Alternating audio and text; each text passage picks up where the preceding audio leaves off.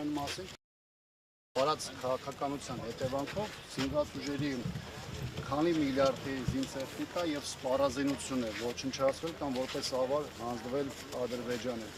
Այսինքն այն մարդիկ, որոնց քաղաքականության հետևանքը մեր երկրի համար եւ տարածքային եւ մարդկային առումով եղել է ողբերգական, չեն խոսում դրա հետևանքների, դրա թվային արտահայտման մասին, բայց խոսում են զինտեխնիկայի ձեռքբերումների մասին։ Յուրաքանչյուր բանակ իր հաջողությունը, իր հաղթանակը, իր մարտունակությունները ցույց է տալիս գործով եւ ժամանակն է ապացուցել նաեւ այս իշխանության դեպքում, թե իրենց ունեցած ռեսուրսները, այդ թվում պետության հնարավորությունները ինչպես են վատնել կամ ինչպես են ծառայեցել թշնամական օրակարգերին։ Պատճառ որ նշում է, որ միջոցով որ հնարավոր չէ միայն ձեռքերը հասնել Հայաստան, թե հապկի մասին է խոսվում։ Այդպիսի բան եղել է թե չի։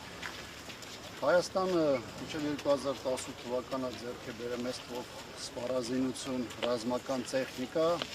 այնպիսին, ինչպիսին հնարավորություն է տվել ապահովելու Հայաստանը եւ Արցախի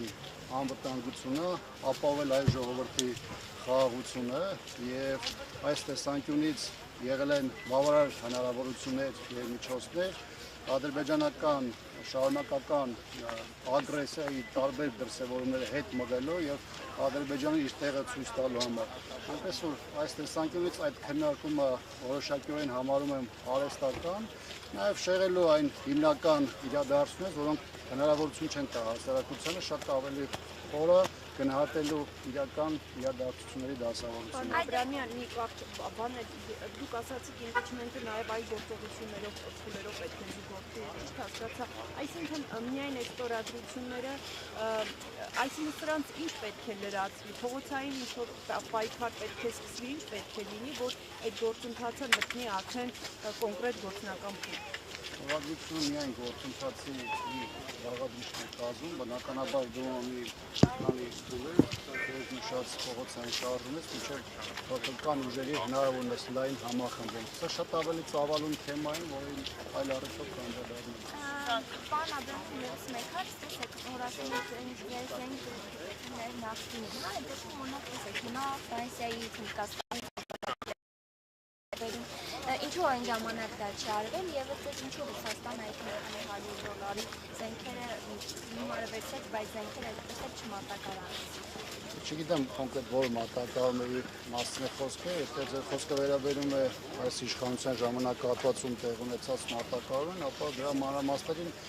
ես չեմ տիրապետում։ Ինչ վերաբերում է նախորդ մինչև 2018 ժամանակաշրջանում զենքեր գնել են, ապա կոնկրետ զինտեխնիկայի սպառազինության գնման հիմքում պետք է լինի այն պահանջը, որը դրված է զինված ուժերի առաջ։ Նաև այստեղ կարևոր է որակի հարաբերակցությունը, ինչը քեզ հնարավորություն է տալիս շատ ավելի ճիշտ կողմնորոշվելու եւ այդ ուղղությամբ շարժվելով, չբացառելով տարբեր եվրոպական երկրների ունեցած հնարավորությունները, ես ուզում եմ հիշեցնել, որ այն սպառազինությունը, որոնք ժամանակին ձեռք է բերվել Հայաստանում որպես ՀՊԿ-ի հիմնադիր մասնակից լինելու, Ռուսաստանի հետ ունեցած համապատասխան պայմանագրերի շրջանակներում մեզ հնարավորություն է տվել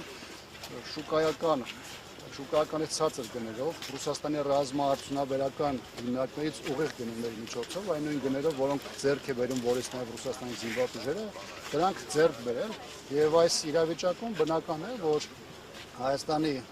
նախորդ կառավարությունները ունեցել են հնարավորություն այդ գին որակ հարաբերակցությունում ընտրություն կատարելու եւ զինված ուժերը համալրելու այնպիսի զինատեսակներով, որոնք հնարավորություն կտային այդ պահին դրված մարտական խնդիրները լուծելու։ Իհարկե դա չի բացառում որևէ այլ փուլում 3-րդ, 4-րդ կամ 5-րդ երկրներից գնումները, դա կախված է բանակի վրա դրված խնդիրներից եւ բանակում ունեցած մեր այն պահանջներից, որոնք տվյալ պահին կարող են լինել։ Շնորհակալություն։